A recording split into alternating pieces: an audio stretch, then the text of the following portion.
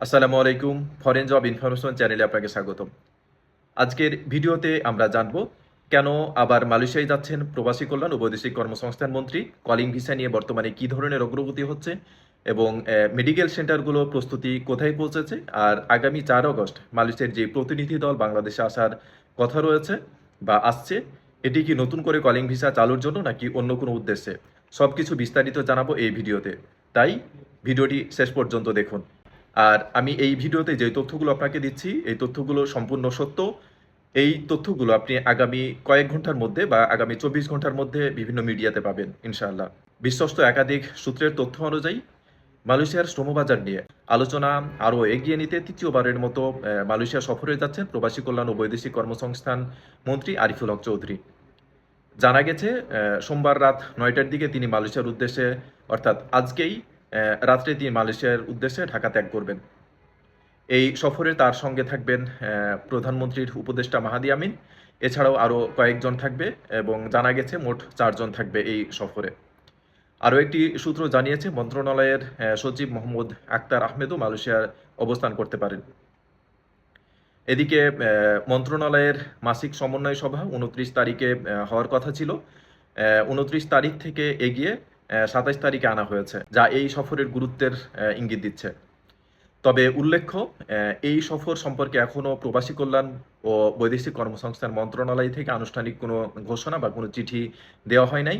তবে সংশ্লিষ্ট একাধিক সূত্র সফরের বিষয়টি নিশ্চিত করেছেন এবং এটি কিছুক্ষণের মধ্যে বা কয়েক ঘন্টার মধ্যে বিভিন্ন গণমাধ্যমে পাবেন বা আগামী 24 ঘন্টার মধ্যে এটি গণমাধ্যমে পাবেন।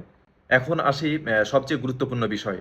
মালয়েশিয়ার কলিং ভিসা বর্তমানে ভিতরের বিভিন্ন প্রশাসনিক কার্যক্রম ইতিবাচকভাবে এগিয়ে চলছে বলে সংশ্লিষ্ট সূত্রগুলো জানিয়েছে।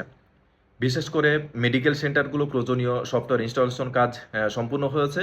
মেডিকেল কার্যক্রম শুরু করার জন্য তাদের প্রস্তুতিও শেষ হয়েছে। অর্থাৎ প্রয়োজনীয় অনুমোদন পেলেই মেডিকেল সেন্টারগুলো তাদের কার্যক্রম শুরু করতে পারবে এবং তারা মেডিকেল শুরু করতে পারবে। এছাড়া জানা যাচ্ছে মালয়েশিয়া সরকার এবারও সীমিত সংখ্যক লাইসেন্সধারী প্রতিষ্ঠানের মাধ্যমে কর্মী নেওয়ার বিষয়টি গুরুত্ব দিচ্ছে। বর্তমানে দুই দেশের মধ্যে বিভিন্ন পর্যায়ে আলোচনা অব্যাহত রয়েছে এবং চূড়ান্ত সিদ্ধান্ত বাস্তবায়নের কাজ শেষ পর্যায়ে রয়েছে বলে সূত্রের দাবি এবং এটি নিশ্চিত হওয়া গেছে। তবে এখানে একটি বিষয় অবশ্যই মনে রাখতে হবে, এখনও পর্যন্ত নতুন করে কলিং ভিসা চালুর কোনো আনুষ্ঠানিক ঘোষণা বা কোনো পত্র ইস্যু হয়নি। তাই সামাজিক যোগাযোগ মাধ্যমে প্রচারিত যে কোনো তথ্য তা যাচাই ছাড়া কোনো তথ্য গ্রহণ করবেন না। এখন আসি আরেকটি গুরুত্বপূর্ণ বিষয়। সামাজিক যোগাযোগ মাধ্যমে প্রচার করা হচ্ছে যে আগামী 4 আগস্ট মালয়েশিয়ার প্রতিনিধি দল বাংলাদেশে আসছে নতুন করে কলিং ভিসা চালুর আলোচনা করতে। এই তথ্যটি সঠিক নয়। বিশ্বস্ত সূত্র অনুযায়ী প্রতিনিধি দলের এই সফরের মূল উদ্দেশ্য হলো যে প্রায় 18,000 কর্মী বিভিন্ন কারণে এখনও মালয়েশিয়ায় যেতে পারেনি, তাদের বিষয়গুলো পর্যালোচনা করা, বিশেষ করে স্কিল টেস্ট, মূল্যায়ন এবং বাকি থাকা কিছু কারিগরি ও প্রশাসনিক বিষয় পর্যবেক্ষণ করা এই সফরের মূল লক্ষ্য। অর্থাৎ এই সফর নতুন করে কলিং ভিসা চালুর বৈঠক নয়। তাই এই বিষয়টি নিয়ে বিভ্রান্তিকর পোস্ট বা গুজব বিশ্বাস না করার অনুরোধ রইল। সব মিলিয়ে বলা যায় মন্ত্রী পর্যায়ের সফর, চলমান আলোচনা এবং বিভিন্ন কারিগরি প্রস্তুতি সবকিছু ইতিবাচক অগ্রগতির ইঙ্গিত দিচ্ছে। তবে চূড়ান্ত সিদ্ধান্ত বা নতুন কলিং ভিসা চালুর বিষয়ে এখনও কোনো সরকারি ঘোষণা আসেনি। আমাদের প্রবাসী কল্যাণ মন্ত্রীর এই সফরের মাধ্যমেই আশা করি মালয়েশিয়ার কলিং ভিসা চালুর যে ঘোষণা, এই ঘোষণাটি চলে আসবে এবং কার্যক্রম শুরু হয়ে যাবে, এমন আমরা আশা ব্যক্ত করছি।